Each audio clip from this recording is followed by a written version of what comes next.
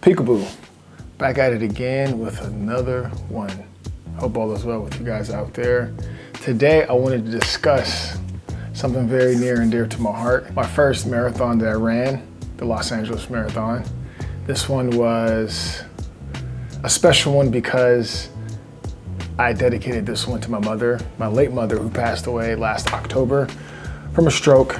And 2 months later, I had my baby girl, Alma. I didn't have it, my wife had it, but originally she was going to come to Los Angeles before she got sick because Alma was going to be born in December, and then we were all going to go to California and see family. That's where I'm originally from, was California, and then all see family, but plans changed, life threw a curveball. She ended up having a stroke and passing away, and we ended up going out there with just my wife, Alma, and I. And I decided to dedicate the Los Angeles Marathon to her. And I put a lot of time, a lot of effort, a lot of mileage into peak performance, the best me that I could be at the Los Angeles Marathon. And that's what I want to talk about, the process, everything leading up to Los Angeles itself, and then my recovery after Los Angeles. There was a lot of learning that I had to go through, and I'm grateful for it because it's going to make me a better athlete. A lot of adversity that I had to get through as well, which I welcome adversity because it's definitely going to make me a better person, as well as a better athlete. Let's take it from the top, let's take it from training, okay? I decided to do a 12-week, 70-mile peak training plan that would get me in shape for the Los Angeles Marathon, and that went smoothly. I was able to piece together a solid 12-week of training despite what I was dealing with after losing my mother and having a newborn. I felt very confident in my approach to training. I hit a lot of my goals within that 12 weeks. Fueling was on point, nutrition was on point, sleep, believe it or not, even with the newborn, was on point. And I peaked at 70 miles and I began my taper.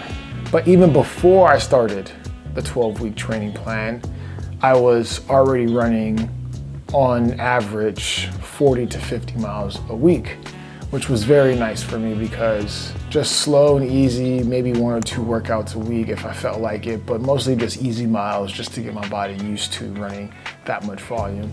And then heading into a training plan like the one that I did, the 1270, which allowed me to peak at 70 miles, which gave me the confidence going into Los Angeles. Now the goal time for Los Angeles was 3 hours, 18 minutes. And that's the marathon pace that I practiced and intended to execute. Completed the 2-week taper, and then I felt amazing. Flew out to Los Angeles on a Friday evening, and it was like nostalgic all over again being in LA because I spent a lot of my time in California, a lot of my time in LA, and now I'm going back as a dad. It was just a different feeling, you know, and it was very surreal, it was very nostalgic, and I enjoyed being back in California. You know, I love the California air, I love the California weather. You know, I was in Silver Lake area, downtown LA area, and you know, it just has that Californian charm to it that I missed, you know, but personally speaking, I probably would never go back.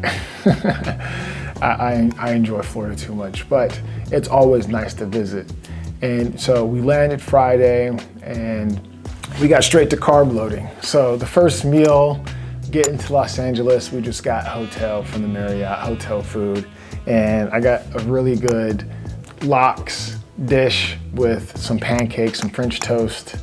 And it was phenomenal. You know, I couldn't complain. And then Katya, she got a Benedict that I ended up eating as well. I was starving. And this was the goal leading up to the marathon, was to carb load, carb load, carb load.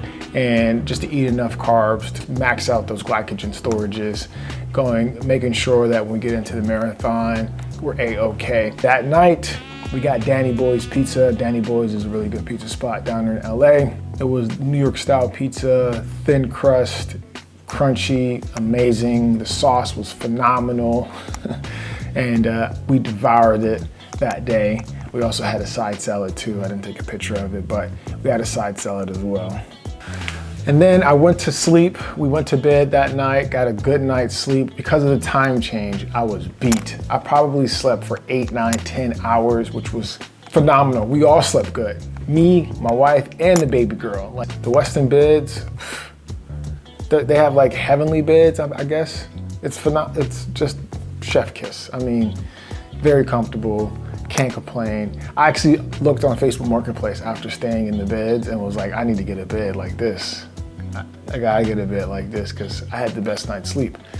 But yeah, woke up the next morning, ended up going to a run club for a shakeout run. I ended up joining Silver Lake Run Club for, I think, a 3-mile shakeout run out there in Silver Lake, and the views were phenomenal. The crowd was amazing. I met some cool people out there as well. And it got me that much more excited to get down to business at race day. So that was really cool. And I hustled back home to meet the wife and the kid at the hotel so we can go to Dodger Stadium and pick up bibs. And that's where the fun begins, because the expo, you get to walk around, you get all the free goodies, you get to see everybody who's all in the zone, ready, hyped to get down to business. It's just a surreal feeling, and that's probably what I love about these events. I've never done a marathon, but I've done plenty of half marathons, 5K, 10Ks, and you go to these expo events, and then it's just fun seeing everybody, you know, excited and nervous and thrilled to just put in good work. I mean, it's just contagious, you know? Right after that, we headed down to Silver Lake again, Echo Park area, to this really nice brunch spot called Lady Bird, where me and wifey kind of just went ham. It was a vibe, it was good food, had a good time. And then it was time to get back to the hotel to do some much needed R&R, some rest and relaxation, because the big day was the following day, the 16th, March 16th, that Sunday. Your boy had to get it in. So got back home, relaxed, chilled, spent the evening inside the hotel on those heavenly beds with wifey and baby girl, and I couldn't complain. That night we also had some really good pasta.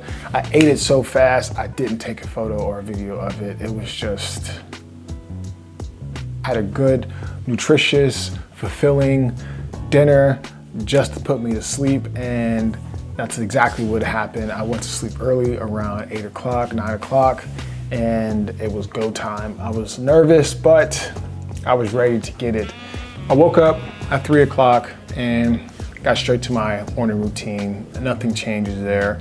I make some coffee, I have some oatmeal, I have my protein bar from scratch, and then my coffee, and then I use the restroom, and then I get out the door. I had all my stuff prepared. I had my marathon lay me downs ready. Made my way to the Dodger Stadium, and I was just ready to go. You know, you're there at 5 o'clock. It doesn't start till 7, so you're there for 2 hours, just kind of pacing, getting mentally prepared. At the starting line, I had a SIS gel to just, like I said, top off those glycogens, because I ate at 3. It had been 7 o'clock, so I just wanted to make sure I had a little bit extra. One of the things that I wanted to point out, my strategy for the Los Angeles Marathon. I did research on the Los Angeles Marathon and realized that the elevation gain was going to be 1,000 feet. And here in Florida, on all of my long runs, my elevation gain was probably 350 max. And so there was a big discrepancy between the two. And as a result, I decided to adjust my pace. So rather than trying to achieve a 318 goal, which is what I trained for, I just said I'm going to run with a 330 pace group. And it worked out well for me. You know, for the first 20 miles, I was moving and grooving. And as you all know where this is about to head, as soon as I got to 21, I said, what is going on? I hit a wall, And from 21 to 26 was a dogfight, realistically. I just didn't understand what went wrong. And I had put so much pressure on this first marathon that I just got into my head the last 4 miles. And, you know, I just was a slug bus all the way to the finish line. And it was definitely disheartening because you put so much time and effort and preparation into your marathon, you just felt like you kind of deserve a better outcome. But that's life. You never deserve anything, you know, you work for everything. Miles 1 through 6 was fun because the crowd was there, everything was hyped. And based off of my research, you have the most rolling hills in the first 6 miles. But they're still rolling hills, which I didn't realize how steep the inclines were and how steep the declines were in Los Angeles. And that was something I was not mentally prepared for. I ran with the pace group. Our pace group was really energetic. They were cracking jokes. We were all laughing and talking. It felt like just a long run with the guys, you know? And nobody took it too serious. The strategy going into it was to consume roughly 230 grams of carbs. That's about 65 grams per hour. I got to mile 18. I had finished essentially all of my electrolytes and gel packs. By the time I got to mile 20, I was feeling a little sluggish. I was feeling like, wow, this is taking a lot out of me. I probably need something to replenish myself. And it was already too late because by the time I got to mile 21, I had hit a wall. And from 21 to 26 was an absolute dogfight, slugfest, and it had me crawling pretty much across the finish line. It was grueling.